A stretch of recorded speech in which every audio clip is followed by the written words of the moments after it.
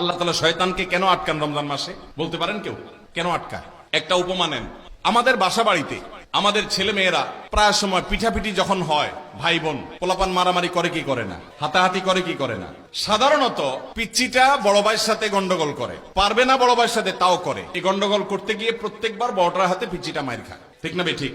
তাও তেড়ামি করে, আবার মাইর খায়। এরপরে যখন মাইর খেতে খেতে ভূত হয়ে যায়, এরপরে ব্যয় ব্যয় করে কাঁদে, আর কোনো উপায় নেই, ঠিক না ঠিক? বারবার একই কাহিনী হতে থাকে, একই কাহিনী হতে থাকে। এবার পিচ্চিটা এসে বাপ মার কাছে এসে কাদাকাটি করে, ও আমাকে মারছে, ও আমাকে ধাক্কা দিছে, ও আমাকে থুতু মারছে, ও আমাকে হান করছে, তান করছে। যখন কানটা জ্বালাফালা করে ফেলে, বাপ মারও মায়া হয় যে হায় রে, ও তো বড়টার সাথে পারে না, সবসময় বড়টা ওকে কুপকাত করে ফেলে, পরাস্ত করে ফেলে।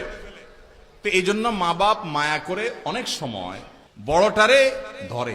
বড়টারে মা বাপ কি করে? দুই হাত ধরে, ধরে মাথাটা নিচু করে কোলের মধ্যে রেখে পিচ্চিটাকে ইশারা দেয়, তুমি এবার প্রতিশোধ নাও। পিচ্চিটা তখন ওই চান্সে পিঠের উপরে কয়েকটা মেরে তার মনের ঝাল মিটাই ফেলতে পারলে, এবার মা বাপ আবার পিচ্চিটার ইশারা দেয়, পালায় যাও, নাই হয়ে যাও। নাই হয়ে গেলে এবার বড়টার অনেক সময় আস্তে করে ছেড়ে দেয়। হয় কি হয় না? এটার উদ্দেশ্য হলো পিচ্চিটা তো বড়টার সাথে পারে না, এই জন্য ওকে মাঝে মধ্যে একটু বিজয়ের আনন্দ, তৃপ্তি এটা মা বাপ দিতে চান। অনেক ফ্যামিলিগুলোতে এই ধরনের পরিবেশ তৈরি হয়।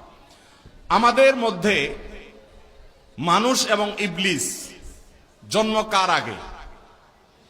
শয়তানের জন্ম আগে না মানুষের জন্ম আগে? তাহলে শয়তান বড় আর আমরা ছোট।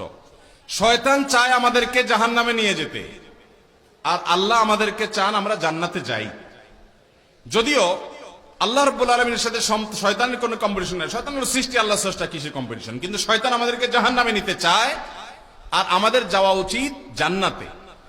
শয়তান আমাদেরকে জাহান্নামে নেওয়ার জন্য সে বিভিন্ন সময় আমাদেরকে দিয়ে অপকর্ম করায়।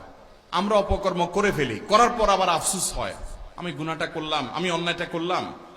এটা হলো সে কুপকাত করার মতো।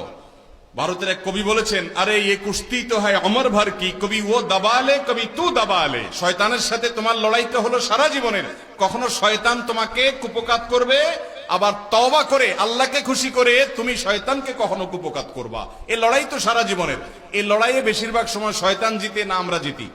আপনারা জিতেন, তাহলে তো সব ফেরেশতা, তাহলে তার ওয়াজ নসিহতের দরকার নাই। শয়তানের সাথে লড়াইয়ে বেশিরভাগ বার শয়তান জিতে না বেশিরভাগ বার আমরা জিতি? শয়তান তার কাজ, শয়তানি কাজ আমাদের দিয়ে বেশি করায় ফেলায় না? তওবা যদি আমি 2 বার করি, ও গুনাহ 10 বার করায়, ঠিক না ঠিক? তো আমরা শয়তানের সাথে পারি না।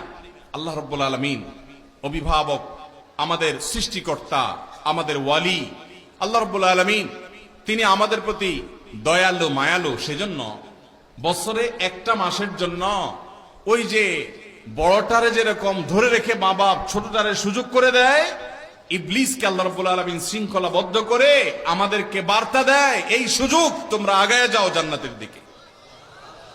এই সুযোগে তোমরা তওবা করে মাপ চেয়ে নাও, এই সুযোগে তোমরা আল্লাহর থেকে নাজাত নিয়ে নাও।